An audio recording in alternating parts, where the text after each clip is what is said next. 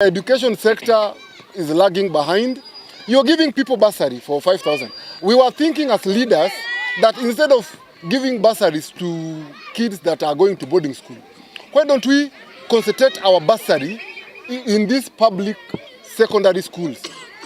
Build another public secondary school and then put money through capitation in this public secondary school so that we can put in more vulnerable kids in class instead of giving bursary to those people who can afford those bursary. There was an incident whereby one parent got 50,000 for bursary for one kid. Yet some parents cannot afford 5,000. That is very tricky. So it is very tricky, and as leaders we are concerned.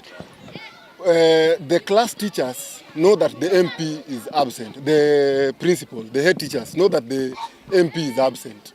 That is why when you go to Wangu, let's say, or Tomboya, they will ask you for admission money. Admission money, which is 5,000, it is illegal.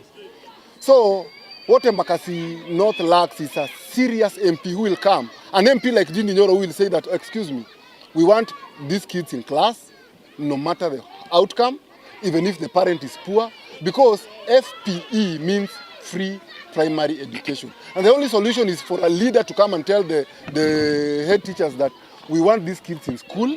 When schools are opening, when the schools are opening, the leaders are there to ensure that we have 100% transition to all these classes. That is what we need to do. Building classrooms, that is the function of the NGCDF. So like a school like Wangu, one class has 200 kids.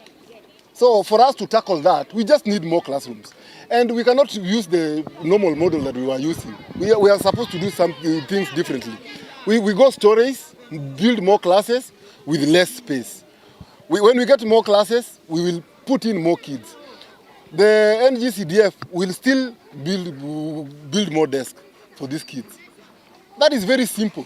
Just make sure that if you had 100 desks before, now go for 300. It is as simple as that. So that we have more desks. In Embakasi North, we get roughly 140 million.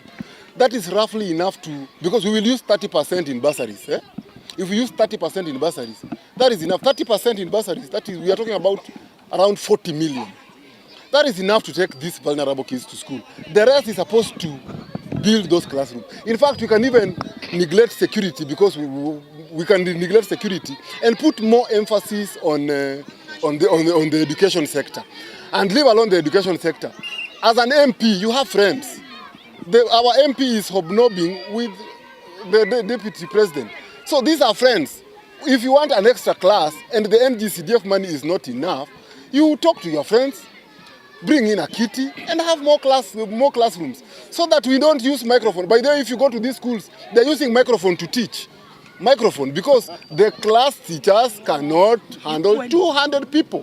They're using microphone in a class, 200 plus. No, that is an issue that we must address as leaders, and we are very concerned about that.